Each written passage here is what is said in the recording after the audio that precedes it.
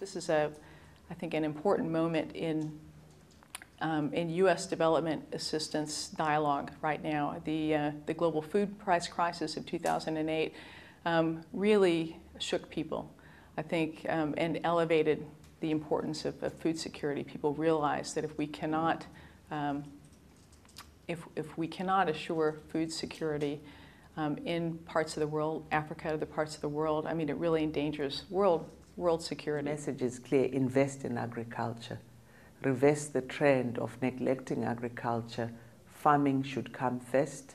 Food security is key, and then all other commodities and needs can fall into place. We've had time to plan, and we are clear that what we need now is a concrete, implementable plan where there is joint accountability on both the G20 and the recipient countries, with a clear time frame on delivery and outputs. We saw a very interesting facility in Bwane district, a huge, actually, layer chicken egg production facility with just South African investment. Very impressive. I think they're the largest producer in the Maputo area. The chickens were kept in cages at quite some distance above the ground, about 10, 15 feet. The manure fell down quite some distance from the cages and was dried, sprayed with larvicide, and used, some used for banana production in neighboring fields. It was a very open air facility. I mean, very unlike the egg production facilities that we see in the US and developed countries. There is a ready demand. They are going to be increasing their operations. They started with 12 of these automated houses. They are up to 18, and they are thinking of expanding in the next 3 years. The technology that's being used, it's all automated. The feed is brought in from Mozambique with a few supplements coming from South Africa, but bulk fed through an automated system to supply the chickens.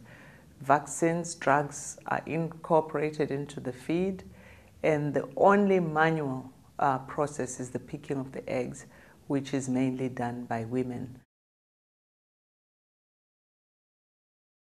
We saw the banana plantation. Again, this is a fairly new establishment for the Maputo area. It's a very dry area of Mozambique, so irrigation is very, very important.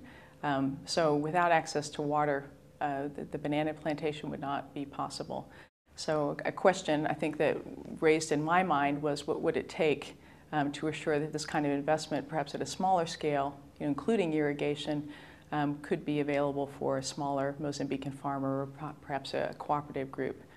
This is a lot more friendly, small scale. I mean, you could see the possibility for smaller growers adapting some of the practices for their own. And I believe that more banana operations are springing up in that area.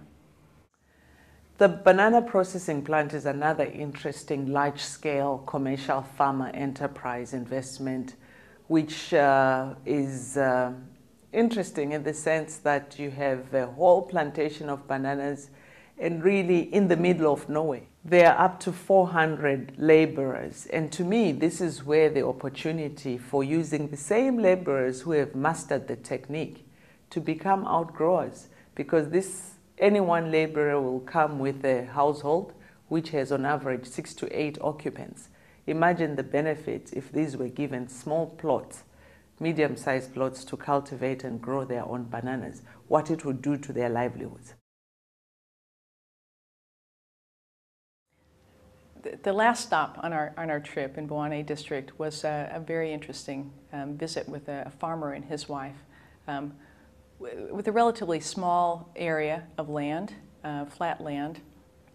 He had been growing maize up to corn, and he'd recently switched just this year to cultivating potatoes. This was really an example of a native Mozambican farmer who was innovating on his own, and he was pointing out with great pride his irrigation system. And it was a relatively simple gravity feed. But still very, very functional, and obviously, again, in this very area arid area of Mozambique critical for the success of crops to have this constant access to water. What was interesting is to see a family enterprise where husband and wife are working side by side with a professional manager who helps them in the operation. The farmer seems to have a good link and support from the research services, but what was missing was support from input suppliers. He narrated to us that when he needs to buy his seed, when he needs to buy chemicals, he has to go into the various shops, but there's no visit from agro dealers who would be able to provide the extension support and also help in accessing the different chemicals and the seeds that they would require. These appear to be islands of success. There are already successes, so let's scale them up. We need to unpack why the others are not coping and try and grow more of those success stories in that locality. In terms of opportunities on the large-scale commercial farming, bring it down to the people, promote outgrower schemes that will allow small producers to feed into the enterprise, utilize the infrastructure that's already there so that you can meet the market demand. That way, the wealth will trickle down from the few elite to the middle and lower incomes, and everybody will come up with a skill that they can turn into better livelihood. Been thinking very seriously about how we provide our assistance. How can we make it much more country responsive rather than made in Washington or made in a donor office. It's made us really reflect on how we provide our assistance and how we engage our partner countries, and not only governments, which I think have been the focus of most of our efforts up to now, but civil society actors in the private sector. The visit also served as a reminder to us about the patience we need to have for development, that real development doesn't lie in what you can get in 1 to 2 years, but in really thinking about what's the time horizon that we're thinking about. Where do we want this area of Mozambique to be in 10 years? Africans are clear. It's not about food aid. It's about facilitation in terms of access to inputs, access to the right infrastructure, and markets.